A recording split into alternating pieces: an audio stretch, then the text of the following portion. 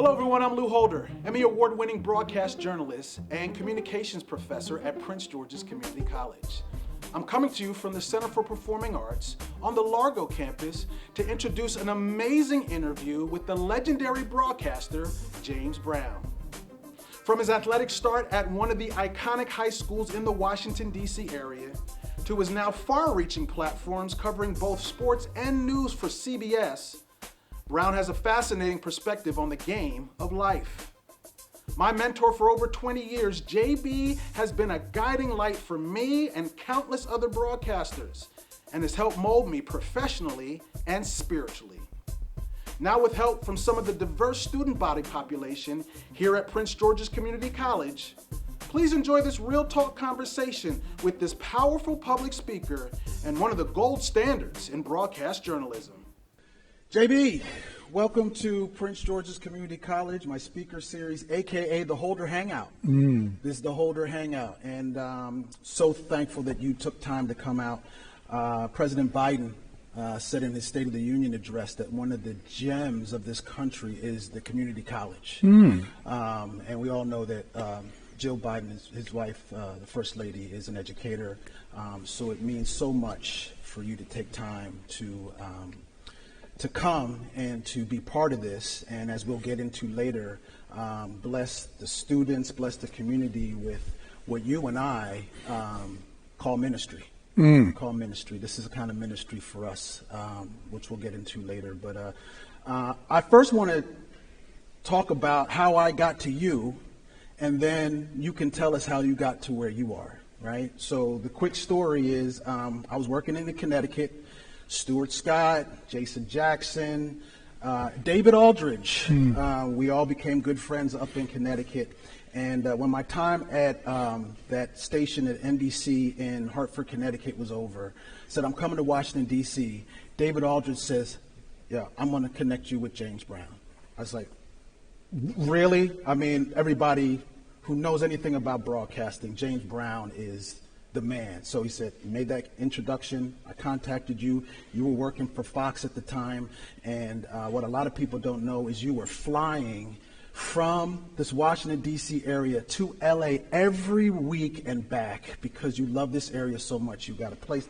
And we would talk. We built a relationship. We would pray. We found out we were men of faith. Then I went into different areas with Fox and things of that nature. Then you came to CBS, and it's all because of that relationship with David Aldridge that connected me with you. And then now we are connected on so many levels. I'm a deacon at First Baptist Church of Glenarden. You are a minister of the gospel. We have so many things in common. But I don't know if you knew the story that David Aldridge is the one who actually told me to connect with you because he was in the Washington, D.C. area. DeMatha, you're DeMatha, and that's how it all came about. So that's how I got to you. Many people might know the story, but could you kind of give us the broad strokes of how you got to be James Brown right now? Man, that's a deep question.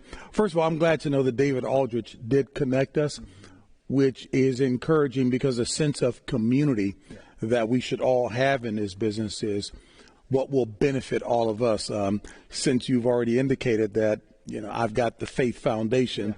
I typically reference scriptures that support that. And I know in the book of Ephesians chapter 4, verse 16, it says that every joint supplies. It uses the example that we're one body, but we have many different parts. But every part plays a part in the fervent, effectual working of the entire body. So I'm glad that David Aldridge, an outstanding journalist and person, will be the one to connect us. I guess the short story would be, I was teasing with Miss Kelsey and the athletics director here, Ms. T, I'll call her, in terms of my up and down weight. When I played basketball at DeMatha, went to undergrad and played at Harvard in the Ivy League and was drafted by the Atlanta Hawks. Your boy was probably knocking in at about 210, as opposed to once I got into broadcasting, and especially doing football, talk about really throwing myself into the sport. I probably get up to around 295 pounds, So your boy is going through the up and down, but I'm trying to just stay static now for health purposes. Yeah. But after I got cut by the Atlanta Hawks, one of the last people cut, I was looking for a career that would be as exciting and one where I could have some input in terms of what the outcome would be. And I'm a product of team sports. So that was my attitude. And I got involved with, there was a lady by the name of Betty Endicott. I was just listening to Sue Palka, the weathercaster for Fox 5 here in D.C., who just retired after 36 years. And we'll talk about this as well, too, because her persona was palpably clear that she is a good person. Correct. She's excellent in terms of her craft, but very important in this business. People look at your eyes. They want to feel you. They want to know that you're genuine. And she was. So it was that same news director, Betty Endicott, God bless her, who gave me an opportunity to do some freelance work with the CBS station here, doing weekend sports on a public affairs program. But that was the start. While I was still working in corporate America with Xerox and then Eastman Kodak in sales and sales management. But I knew that sports offered the opportunity to be as close to being involved as a participant in sports as anything. The only thing I wanted to do was to use this platform to not be colonized or colonized, I guess is a good word, or marginalized in terms of just doing sports. My interests were so much more varied, and this platform has allowed that. I started at the network level now. I started at CBS and did 10 years there, then went to Fox when CBS lost a lot of inventory. They lost baseball. They lost the NBA. Interestingly, Ahmad Rashad is known more for having covered basketball and his relationship with Michael Jordan than he was as a superb NFL player. I played basketball, but am more known because of my association with football, and we often tease about that. And then I went to Fox, did 12 years there before coming back to CBS. So that, in a nutshell. Wow. That's legendary. I mean, we have so many things you can get in there about changing paths and things working out together for your good. And things that happen out of your control that you still work. Correct. So, again, not many people can go there with you on this, but I can because we have similar interests, the faith and your broadcasting. So being a man of color and being a follower of the gospel, those are two things that really are poo-pooed in our society. Shouldn't talk about that. And then obviously the color of our skin makes it kind of challenging. How have you navigated your passion and your purpose? Boy, you and these students, man, y'all throw some serious questions there, man. I'm an educator now. No, I hear you. No, you've always been educated, Passion and purpose. So society will tell you that those things are to be compartmentalized. Right. I'm a firm believer that there's no such thing as separating or compartmentalizing who you are. I realize and recognize why I was hired, not to proselytize. And my good friend Tony Dungy, the Hall of Fame coach, who's just an awesome, awesome person, we debate that issue because he says, no, you're hired to be who you are. And I said, no, I agree with that. But my boss didn't hire me because I'm a Christian, because I'm a minister, and to proselytize. It is who I am. It governs me. All of the foundational stones that create the foundation of who I am are rooted and predicated upon that. But my boss hired me to be excellent in what I do. Right. So I do that. Now, if somebody asks me off, the set or what have you, something that is more important than that, then I'm free to be able to talk about that. So I often say that broadcasting is my avocation, but my vocation is about the Word of God. Because I realize that's the truth. So when I've run into difficulties, Lou, be they manufactured, secularly oriented, it's a woman, it's a brother, it's an Asian American, it's somebody with, who's a different ethnicity, whatever stripe they want to put on us, I have learned long ago, that's their problem. It's not my problem. I'm going to be who I am. But Excellence knows no color, no gender, no socioeconomic status. Excellence is what we're all given, I believe, because God has given all of us gifts. Now, what you do with it is up to you. And if I learned a long time ago, if I showed my daughter, married, she lives over in Waldorf, 4 kids, 4 great grandkids. She said, Daddy, how come you're the only chocolate drop in these pictures that I'm looking at, And I said, you know what, sweetheart, I never really thought about it, because if I focus on that, I'm focusing on the wrong thing. Yeah. And then I'm playing their game. One of the best examples that I heard, those meaning who will try to use that against you.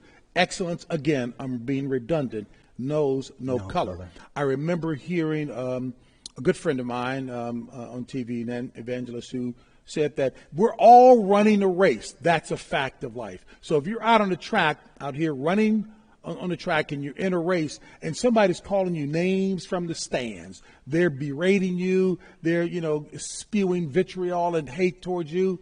If you stop and get off the track to go up and try to convince that one person that you're not what they're saying, the race is going on and you wasted your time doing that. So I don't let that affect me. I just continue to try to do my job as well as I can. That's a good metaphor for life. That's a real good metaphor for life. So journalism, it's taken a hit, JB. Fake news, fair news, you are, and I say this very respectfully and to all levels, you are the best traffic cop on television. To deal with the personalities that you had to deal with Fox, with Terry Bradshaw, Howie Long, and all, and then to CBS now and Boomer. I mean, you are a great traffic cop. But in all of that, there is the journalism that has taken a hit, right? All different types of core ethics of our journalism craft are at attack, right? From the former president and stuff that has gone on. How have you been able to manage and keep that standard of journalism going when everything around is just out of control now? You know what? It goes back to basics again. I think about my high school basketball coach. As you well know, Lou, there are many maxims, truths that are articulated in one environment that are applicable across the spectrum. I'm a firm believer that all truth is parallel. What's true in the natural is true in the supernatural. So truth, there are core principles in terms of what an excellent journalist is.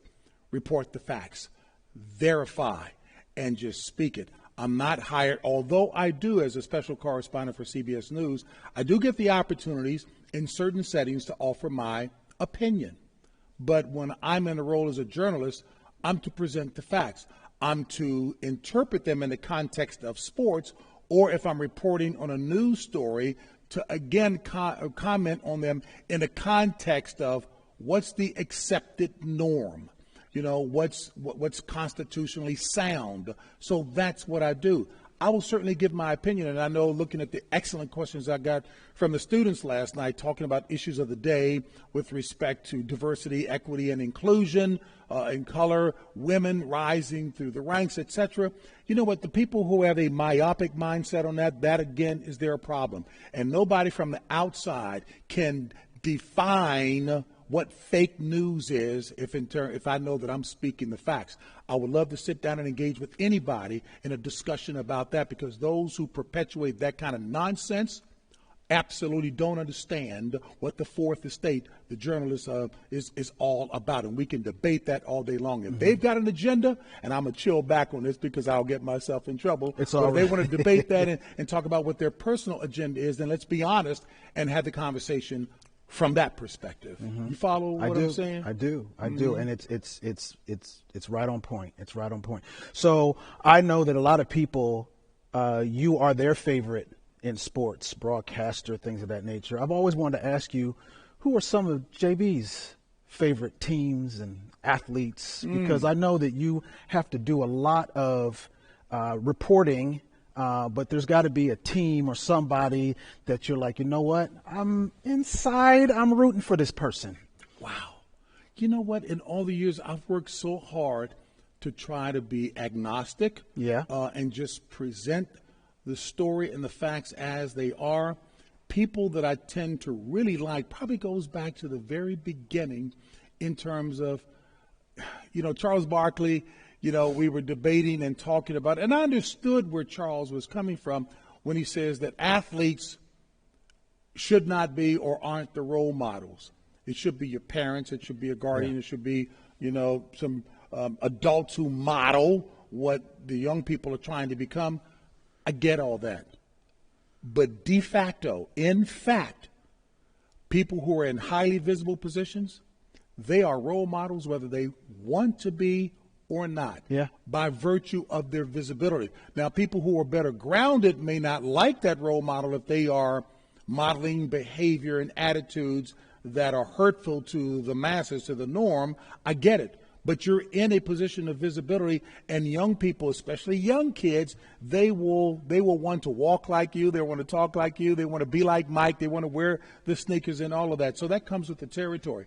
So for me, when I do profile stories or insightful stories on people, I go to those I know who recognize their responsibility and carry it well. That's my bias in that regard, because you do influence people. Right. Hey, I've got my grandson, he's 8. The granddaughters are 10, 12, and 14. By the way, I'm looking to go hire some security for the 12 and 14-year-old right now.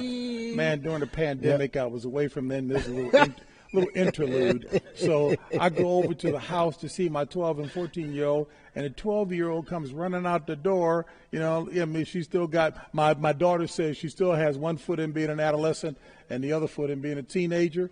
And she comes running out the door, and I'm like, where did all of that come from? So I'm hiring security. Gotcha. Right. There's no question about it. But the point is to make certain that you're being an excellent role model, because these kids, they're like, was it Brother Lindsay with the cameras? They're videotaping everything that you do more than what you say. Yeah. And you know what? I would just want to make sure you're not to fake it, because at some point it will come to the light that you're a hypocrite, but to model that which is really genuine. Right. That makes sense. I'm a square in that regard. I'm okay with that. Absolutely. Yeah. So, my family, you've seen pictures of my wife, Sharice, and you got a beautiful wife. You have told me like that, Terry Bradshaw on the other say, boy, you outkicked your coverage. Right. You've told me that. Yeah. You told me that when you've seen Sharice, Absolutely. You said you outkicked your coverage. Hey, right? look at yours truly too. Right. So, and I say you the same. Yeah. But again, a lot of people just see you on TV, but they don't know that you have a wife and a family and you have responsibilities. And Sharice and Dorothy, they don't want you to bring all that stuff home. We have other things that we need to, the juggling, the traffic copying, we're all doing, right?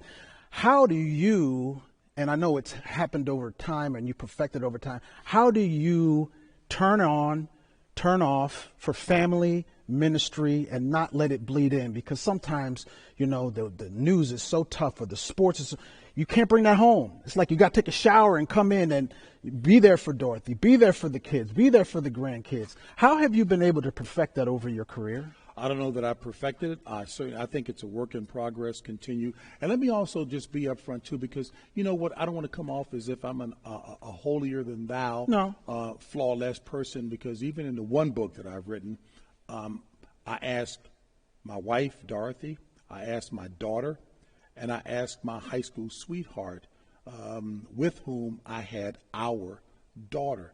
I made the big mistake. I said, I'm flawed as well, too. My daughter, I had her out of wedlock. Hurt me to my heart, because that was me being foolish and immature. But she is my daughter, and she didn't ask me to marry her and her husband because she knew your boy's I'm a big crybaby. I'd have cried all through the ceremony. But I know one thing. I walked her down the aisle, and people would say, man, why were you looking so mad? I said, I was trying to keep from crying. But when my son-in-law came and I was to put her hand in his hand, when I shook his hand, I broke every knuckle in his hand. And I just let him know with my eyes, that is my baby, and will be until the day I die. You treat her properly. So, I've probably worked overboard trying to make up for things that I wasn't there for, but I've always loved my daughter. And, I may be guilty of doing too much. I'm trying to play God, little God, when he's God. But I just wanted to make known of that, because I talk so often at men's conferences about what being a father and a man really is. and I can talk about it because I'm qualified. I can speak about Nice. that. When I go home, Ephesians 5:25 says, husbands, love your wives. My bishop drove down even more granularly and said, husbands, listen to your wives. So I try to be fully present when I'm there. During the football season, I'm on the road 5.5 months out of the year. You know, I pour myself into my craft to be excellent. My wife covers the bases like none other. So when I'm home, I want to be present and listening and being as supportive. Your boy can't cook, despite the fluctuating weight, but I can wash dishes. She said, we got a dishwasher. Man, dishwasher. I wash them by hand. Right. I'll do whatever I can to clean up and do and make sure that I'm there pampering her because I know what she's done. But Ephesians 5:25 is one to keep in mind. Husbands, love your wives. Husbands, listen to your wives. Matter of fact, you know, hey, look, you opened the door when you started talking about the Bible. So in I love that door being open. Proverbs 21:9 and 21:19, the subheading. Now, my wife doesn't, people know her now because she didn't like me using this one before because they thought that I was talking about her. Ain't true. But Proverbs 21:9 says something like, it is better for a man to live on the corner of a rooftop than to be in a wide house with an angry woman. 21:19 says it's better for a man to live in the wilderness than to be in a house with a brawling woman. 2 verses out of those 21 verses or so under the heading instructions for life. So the interpretation is if mama ain't happy, nobody's happy. Thank you. You're right. I knew the deacon would get that one, so for sure. Absolutely. So we have some diverse, some smart, some really, really good students that I've taught that are here on this college campus, and they are dying to ask you some questions. So I'm looking forward to it. So when hey, by the way, I also got an opportunity in terms of the variety of things to do in our business, which I know we both enjoy. I got a chance to travel with an 87-year-old Caucasian evangelist by the name of Marilyn Hickey. We went over to Lahore, Pakistan, second largest country in Pakistan, and got to visit with the Grand Imam there, and just to talk things and matters of faith. It was one of the most influential stories I've ever done. And again, it is about, you know, people will try to find ways to separate folk. You know what? The love of God is all about being positive and embracing folks, and to embrace the commonality and prayerfully, hopefully show your humanity and goodness and kindness one towards another, because everybody, every joint applies. Right. Everybody's bringing something to the table. So, absolutely. So we're going to bring some real students to the table when we come back, and they'll go one-on-one with the legendary JB. Hi, my name is Nayette Johnson, and I'm a chemistry major here at Prince George's Community College. What I'm most excited for in my interview with Mr. James Brown is his journey. I want to know his ups, his downs, his failures, his successes, because I feel that the failures teach you the most lessons. They really take you where you want to be. And in his type of journey, I would love to know how and what pushed him to become where he is today. Hello, my name is Amar Banya, and I'm here at Prince George's Community College studying mass communications. It's beneficial for me to be here today to learn more about everything that's in the mass communications field, and being in front of Mr. Brown and Professor Holder will give me more insight on the future and what I'll be doing. Find your path, pursue your passion, and realize your dreams at Prince George's Community College. PGCC provides academic and career pathways, flexible learning, and financial assistance. Your passion, your path, your PGCC. Hello, my name is Alistair Berry. I study mass communications at Prince George's Community College. Today I'm interviewing James Brown, and what I'm hoping to gain from that is just knowledge from someone who has experience in fields, because you know a lot from like textbooks and looking up stuff online, but it's completely different asking someone who's actually done it and won awards a question than it is from just looking up yourself. Hi, my name is Shansa Asif, and I'm a student here at Prince George's Community College studying business management.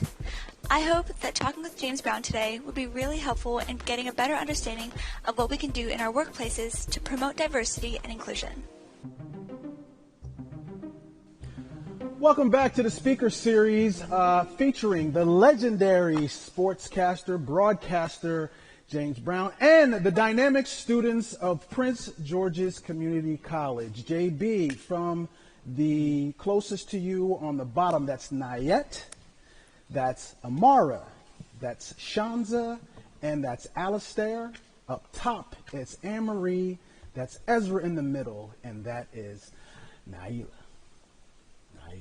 Okay, so you got that already? It's a quiz on you. I'm way ahead of you. Go ahead. Okay. So these students, we've come up with some great questions for you. As you mentioned, they blew your socks off, but this is just who they are. These are the cream of the crop of my students, which is why I selected them, because they're very, very introspective and they get it. They understand communications and journalism. So I'm going to start with Nayet. Because her question was very, very interesting because of your past, how you got started and where you are. So, Nayet, you're up first. No problem. Nice to meet you, first Likewise. off. So my question for you is, I went to Elizabeth Seton High School. And for those that may or may not know, Elizabeth Seton High School, it is a school, the sister school to DeMatha, so it's all girls, DeMatha is all boys. And so for my question for you is, and I get this question a lot, especially for parents who are looking to put their kids in either all boys or all girls school, is do you think going to an all boys school kind of puts you in your path and it helped you focus during the time and help you with your journey at that time, or did it kind of not have an effect, or did you wish you kind of went to a more co-ed school? What is your opinion on how it kind of affected you in your journey? Great question, Ms. Nayet. You know what? I really wasn't very conscious of it being all boy versus, co-ed. I just wanted to go to a school that was an excellent school academically. To be clear, I love sports, and I had some skills in basketball, and it helped my parents of very modest beginnings to ensure that I would get a scholarship to college. Although, interestingly, while I was blessed to be recruited by over 200 colleges, I went to a school where we had to pay tuition and go into Ivy League school, but we did qualify for some financial aid. I set that as the backdrop to say I would leave that more to the parents and or the students to determine whether one or the other environment is better for their ability to learn and focus on what it is they're pursuing. So I would never counsel one way or the other. In terms of whether it helped me or not, I think it's just a matter of being focused on what my objective was. One could say I was a little slower developing socially because I wasn't around any young ladies at that point in time, but that probably wasn't a bad thing at all either. But it's abundantly clear that you've got confidence and that you're bright, so you're going to do well no matter what. Oh, thank you.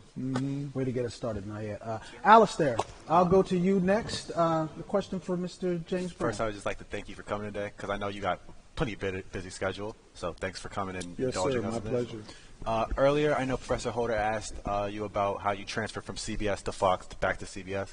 So I was going to ask you, what's that like, switching from one TV program to another TV program and then back? I'm a very loyal person. I like to tease and say I'm a well-trained husband. My wife has got me well-trained. My mother was the reason for that. We called her the sergeant, and you didn't mess with the sergeant. So in terms of switching, given that I am a very loyal person, I wasn't the one looking to switch at the time. It just happened to be the way it worked out professionally. CBS lost a lot of inventory in terms of sports, the NBA, Major League Baseball, etc. So I was left with a choice.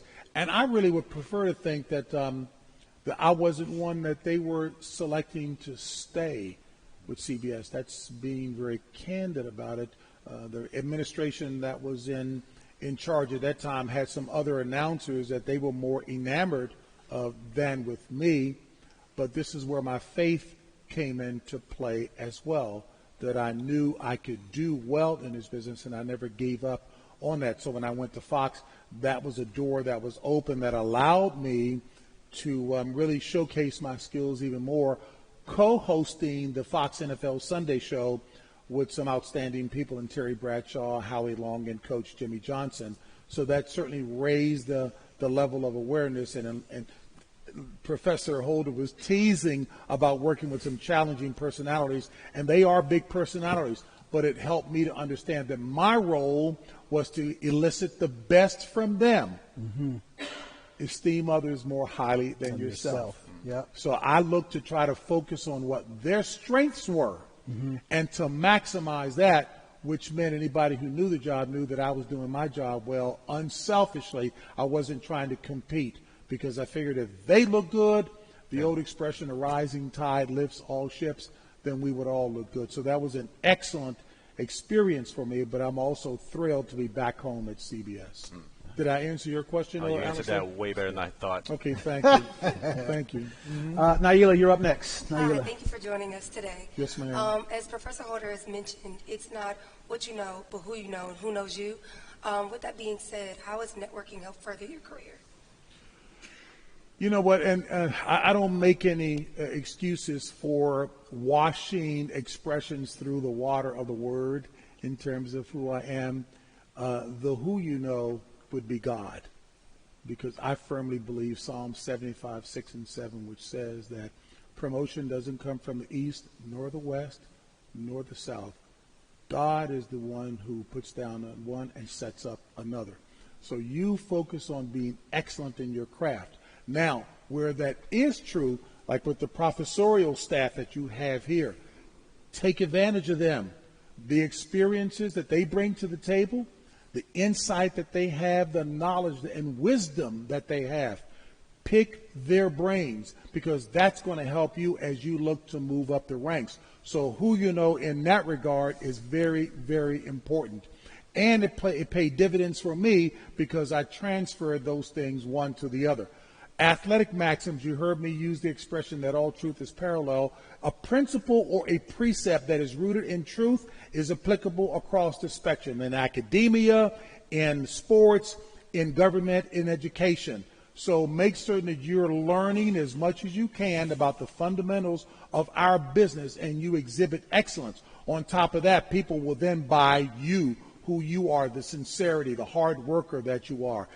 Always remember this. My high school coach told me this, and it works across the spectrum.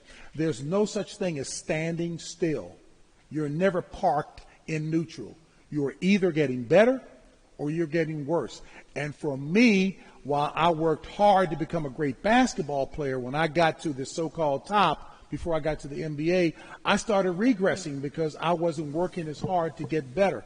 And that truth, that precept, that principle applies in a game of life. Never think that you have arrived. You keep learning. Okay, does that make sense? Yeah, it does. Thank Yes, you. ma'am. And that legendary coach. Oh, Morgan Wooten from DeMatha High School, who, much like my friend Tony Dungy and so many others as well, too, they were good people. Yeah. And, you know, I never, ever heard either of them curse or profane a person, a player, or a student and trying to exhort them on to better performances. Encourage them. That old trite expression, nobody cares how much you know until they know how much you care, that's true. Yeah. And educators will find the way that you like to learn and maximize that, because everybody can learn. Yeah. It's a matter of understanding how you learn and then playing to that and strengthening you in that regard, because everybody has a gift. Yeah. Yes, ma'am. And another person who exhibits that is the legendary coach Joe Jackson Gibbs, another leader of men, leader in the gospel that has never cursed, didn't have to do all that to get people to follow him or understand. You don't need to do all of that, so that's a great parallel. Morgan Wooten, Tony Dungy, Joe Gibbs, and many others that are good for sports and good for mankind. No doubt. You know what, and Lou, to that point, I remember Coach Dungy, when he was laboring in the vineyards to try to move up the coaching ranks, people were wondering why it took so long, because they thought it was too soft and the whole 9 yards, but he had a passion and a drive for excellence. His mother, a Sunday school teacher, and his father, the first person of color to get a PhD in the state of Michigan, who served in World War II, but when he came back, he couldn't get a job at the local white high school because he was African American. So he walked to school, I think, T.C. Williams or wherever it was he was teaching, and his whole attitude was, what can we do to make it better? And he wanted to make sure his students were the best prepared of anybody. What are you going to do to make it better? Because there's enough frustration out there that we will deal with, but the question is, how do you respond? Not react. How do you respond to that? Anyway, that's enough. Thank you very much. Yeah. Anne-Marie, you're up next. Anne-Marie, your question for JB. Thank you, Mr. Brown, for speaking with us today. Yes, so ma'am. you've had a very impressive and impactful career, but one of the lessons I took away from Professor Holder's class is that we're all people and we've all had our own starts, and you're a person just like us. So what I'd like to know from you is, how have you cultivated and shaped your style and manner of broadcasting throughout your career? Wow, deep question. At least the way I'm understanding it, hopefully, Miss Anne-Marie, is I know these sound like trite expressions, but they're really so true. Don't try to be like somebody else, because you're only going to be the second best of that other person. Be the first best, Miss Anne-Marie.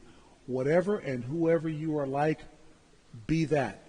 The common thread is to be well prepared, because broadcast companies, bosses, executives, they'll look over the breadth and scope of your career to see how you've tracked, how you dealt each and every year, what kind of subjects did you take, how were you engaged in extracurricular activities. We live in a very diverse world. How do you work in a diverse setting where everybody recognizes that all bring gifts to the table, and how do you utilize that for the good of the whole to accomplish the objective? So you work on being the best that you can. I mean, saturating these teachers, these professors with questions, absorb it. And my mother had the best expression, doesn't sound like an academician who said it, but the truth of it was there. When somebody gives you a nice, chicken leg, you chew the meat and spit out the bones, just to make sure it works for you. And that's what I've attempted to do. I tried not to pattern myself after other people, but to be just who I am, and I would hope that's a genuine person. The best advice I got when I broke into television, which started with the then named Washington Bullets when they were located here in PG County, was a Jewish producer, Sheldon Shimmer. I want to make sure I give him credit. And what he said, young man, you just be believable. Work hard, sharpen your craft, but when you look at that camera, be believable, because people will see your soul through your eyes. Let them see genuineness. And when you make mistakes, people will bear with you. Heavens, I'll never forget my first time working at Channel 9. Actually, I was working with Frank Herzog. I was a weekend sportscaster at Channel 7 here, WJLA, and I'm leading to what the sports are supposed to be, and I'm getting ready to do some golf highlights, and they throw up soccer. So I've got to adjust to that. Then I was supposed to go to a football highlight. They threw up basketball. So the point was, I learned to just roll with the punch and be yourself and natural, because the audience that's watching you, they're going to feel and pay attention to everything that you display. And if you show that you're frazzled and the whole 9 yards, then they're going to feel on edge as well, too. But they know you're working hard and you got your craft down. They will work and bend with you in that regard. So what I did after they threw the second set of wrong highlights up, I just said on air, you know what? You guys decide what you want to show, and I'll just play on that. So that just kind of took the edge off of it, and people rolled with you. And I learned that from a local weathercaster, Paul Anthony, who was gifted. Older names, maybe some of the professors, I'm way older than them as well, too. Maybe they can help you with these names. But the point being was, I learned. He walked over to the weather map and forgot his clicker. And rather than make it a real stressful situation, he just said, hey, those of you in the television audience, talk amongst yourselves, and I'll be right back. Is he going to get it? So you follow what I'm saying? So just make it conversational and loose. Yes, ma'am. Thank you. Amar, you're up next. I must say it's really an honor to meet you in person and to be in attendance with everybody here. One of the things that I think is most important within the journalism field is probably the 5 common core ethics in journalism, which are accuracy, independence, impartiality, humanity, and accountability. Which one of those are most important to you, and why? Ooh, Professor Amar, man, you came. Hey, where did you get that from? Where did you get that from? Of course, I got it from you, Mr. O. Wow, that's pretty loaded. Let me hear those again. Accountability, accuracy, what else? Humanity, independence, and impartiality. And impartiality. Yes, sir. Yeah, you know what? I got to be honest with you. It's going to be hard for me to separate one from the other because they're all interrelated and really rely on each other. I think you internalize all of those things when you're doing your homework. You heard me talking with Professor Holder when I was talking about those who would cast aspersions on those of us in the business. Now, there are some organizations that have agendas. Clearly, I understand that. That deviates from what the core principles of what a journalist is supposed to be about. So those are organizations that are adhering to those principles, precepts that you just mentioned. That's fair and objective, and I know there's a certain organization that adapted that expression. That's being a good journalist. Some will call it names and cast aspersions, but you can't worry about that. All of those are important, and you can internalize them. One of the biggest things, I'm really strong on character and integrity. People will see that. I once did a leadership series many years ago with some then big name people in across the spectrum, if you will. And the guest speaker was General Norman Schwarzkopf, who was the leader of the troops, the American troops in Desert Storm. Brilliant man, understood human nature. And he talked about how he did a study on all of the successful people who led Fortune 100 companies on Wall Street. But he was more particularly interested on those who failed, because you don't get to that level without being smart, without having a lot of potential, without having drive and determination. But those who failed universally are those who lacked character and integrity. In the world of sports, a big-time Hall of Fame coach, Marv Levy of the Buffalo Bills, said when he's watching the athletes, then the camera comes on, and Brother Lindsey comes up here to shoot you, people will show personality when the camera's on. When that camera's cut off, then you find out whether or not they really have character and integrity. Those three ought to be the same at all times. I'll close my comments with this. I think it was President Theodore Roosevelt made a comment that is absolutely true. He says, because many people are smart, but they lack character and integrity. And he says to educate in mind and not in morals is to create a menace to society. How many people do we see out here in the world who are smart and gifted, but arguing, objectives, personal agendas? A lot. Okay? All that stuff comes out in the wash. Be excellent at what you do. Be a good person, and people will see that and buy you. Mm-hmm. Thank you so much. Ezra, you're up next. I just want to say thank you again for coming out. I really do appreciate it. So my question for you is, you've obviously had so much experience in this industry, from being on the field to being a sideline reporter to being a studio host and to being an anchor. My question to you is, personally, which one of these did you enjoy the most and why? Honest answer, and not being politically evasive, for real, all of those experiences added to a foundation of being prepared. When I got cut by the Atlanta Hawks, I was being very honest with you. And this happens in any facet of life when you fail something. And it was Zig Ziglar, the great Christian motivational speaker, who said it, and it's true. Failure is an event. It's not a person. Although in society we've got many people who are articulating a certain attitude and personal agendas when they reject people for no real good reason. Rejection is a powerful weapon against one's self-confidence. And there are those who traffic in that because of their own narrow, bigoted mindset. But don't let that affect you. All of those experiences helped me. Being a sideline reporter helped me to understand, unlike what I'm doing right now, in giving succinct answers. On a sideline reporter, I have 45 seconds to get a story in. I better get to it quickly and give the elements of that and make it powerful for that 45 seconds. And we've seen some sideline reporters who, quite frankly, by the way, and this is not pandering to anybody, the women who are on the sidelines doing reporting now are superior to most every man that I've seen. They deliver it awesomely. I was sharing with Professor Holder, a couple of young ladies who graduated from Howard who are doing work with us now.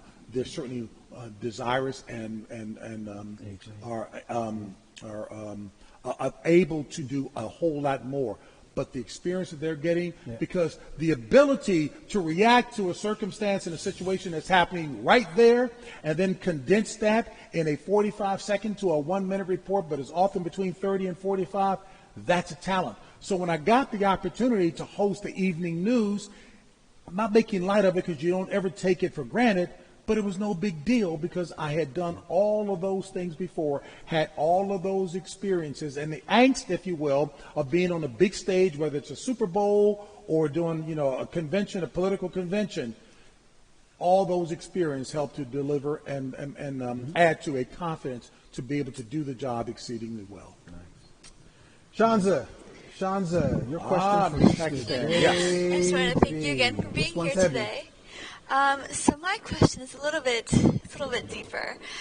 So you've talked about diversity hirings in the NFL before, and I wanted to ask you, how big of a problem is it that in a 32-team league where most players are black, there's only 5 head coaches of color and no black team owners?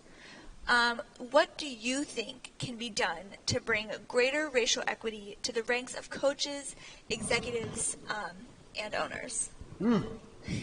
Boom! And you did go deep. That's Shanza, baby.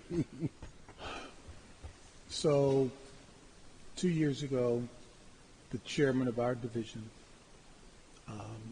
asked me to do a commentary on the Super Bowl about that very issue. And while I in no way wanted them to think that I was either the Jesse Jackson, Al Sharpton, whatever of sports, if I'm passionate about something and there's a wrong, then as long as I substantiate that with facts and truth, then to do it. And I did pray fervently on that because that's a real issue. You can't hide it. In the business world, there was an expression, a truth, that we all understood in management and leadership. You cannot expect what you don't inspect. These owners, they're successful business people. Let there be a diminution in market share in the business that they're in, and you better believe they're going to call their leadership into a meeting to understand what exactly is contributing to that and come up with a plan of action to address that. And jobs are on the line if, in fact, you're not monitoring the metrics to ensure progress in the right direction to recapture and exceed that market share or whatever the problem is. You follow what I'm saying? So with this issue here, the grade is an absolute F, because you don't tell me in 100 years, whatever the length of time is, that you're going to continue to give excuses for why something hasn't happened. As smart as you are and as gifted as you are, it's abundantly, patently clear. It doesn't matter to you. So when I delivered that commentary, yes, I still had to sit down with the chairman and other leaders to talk about it. The only thing I got cautioned against was, and I understand, first of all, I would never shy from my faith at all. But the only thing I got cautioned, they said, well, if you want to get as many ears listening, because I was going to say, and it's true, that God has given all of us gifts to bring to the table. People will be foolish to overlook those gifts because of some bigoted mindset that they have against whoever, women, people of color, et cetera, et cetera. You follow what I'm saying? So what I did is I stated the facts in terms of presenting it, just like Ezra was talking about and Mr. Marr read the core elements of journalism. I gave them the facts. In all of these years, you're going to tell me this, and the Rooney Rule that was established, which is an excellent rule in intent, but look at how people consciously circumvented it. Ain't nothing new under the sun. The Bible says that there's nothing new under the sun. People were looking just to use it as a cover. And that's wrong, because the people that you're discriminating against, women of color, men of color, we see right through that you're not serious about it. So there's a professor at Arizona State University, Professor Kenneth Shropshire, who's been at this a long time, a lot longer than me. He was at Wharton and was dealing with this. He's now at Arizona State with a Global Sport Institute there. And he finally came to this, which is what is a God principle. He said, you know what, I've come to believe that there's no answer to this from the standpoint of you can't legislate love. You can't make somebody love you. You can't force them to do that. The only solution is a heart transformation. To truly love people. People don't want to hear that. John Wooden of UCLA fame, 10 basketball championships, many others in corporate America who've done exceedingly well. The people that Professor Lou Holder just mentioned about it. Joe Gibbs, Tony Dungy, Tom Landry, so many others. They will tell you the most powerful 4-letter word that will help to educate anybody is love. And you don't have that. So it hurts me to see that, because what they're doing is they're hurting themselves, and it's patently clear that they aren't buying it and embracing it, because these numbers are horrific. And there are enough people who can afford an NFL franchise, and I know a few of them who absolutely, but the point is there's got to be an open heart for that. Now, let me be clear. Roger Goodell, the commissioner of the NFL, I've said this publicly as well, too. He is trying. He works for the owners. But he wants this changed. He asked those of us in the media and otherwise to get involved in this because he needs help in trying to make it happen. Troy Vincent, the highest-ranking African-American in the NFL, played for the Philadelphia Eagles, a brilliant young man. He's the number 3 ranking guy in the league, in charge of all football operations. He's trying his desperate best, but the owners have to want it. I know I took a long time on that one, but I'm passionate about that one. So, staying with great question. Yeah. Staying with your passion, let's end with this. What's that one bit of advice that you would give, and looking at these students who are starting their career, starting their journey, not just through broadcasting, but through life? What's that one thing that you would tell them to put in their toolbox to always keep in there on their journey? Wow. You know what? I don't know that it would be, just as Brother Amar gave me the 4 or 5 pillars, if you will, of being an excellent journalist. And we talked about the skill set that is necessary.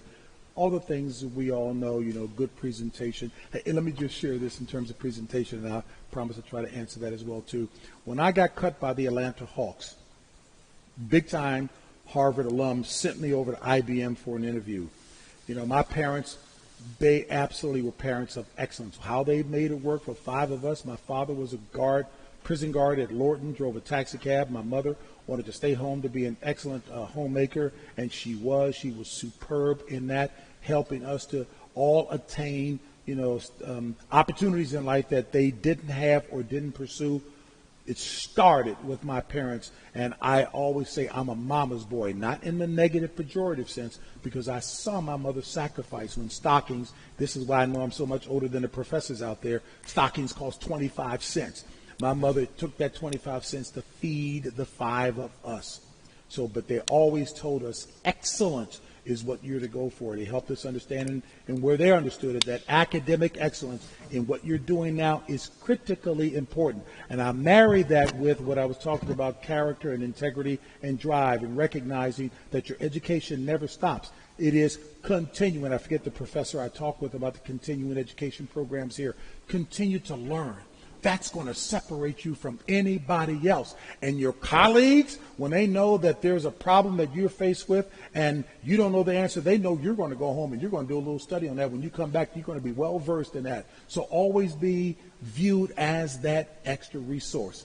I would defer to the professors to talk with you about the elements of learning in your craft to do well. I would just say, just make certain that you're the best possible representative that you can be, and a team-oriented player.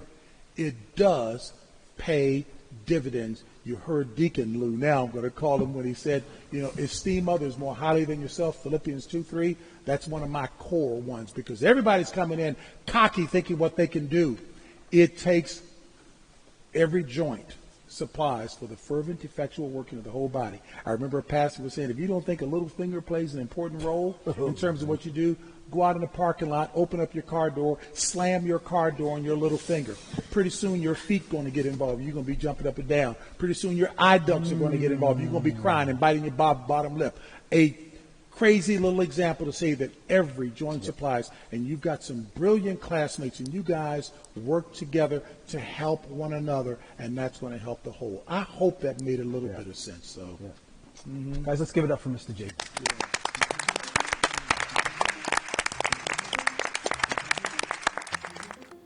This Real Talk conversation is part of an ongoing speaker series presented by our humanities department to provide empowering opportunities for our students to gain insight and exposure from individuals actually working in the industry. And as you have just witnessed, wow, that exposure was clearly captured. A special thanks to Mr. James Brown and to all the awesome production folks at J&D Legacy Consulting, the Center for Performing Arts, and PGCC TV, who make sure events like this are captured and broadcast to you. To learn more about what's going on at Prince George's Community College, especially in the Center for Performing Arts, please visit the website pgcc.edu/arts. I'm Lou Holder. Have a blessed day, and thank you for watching.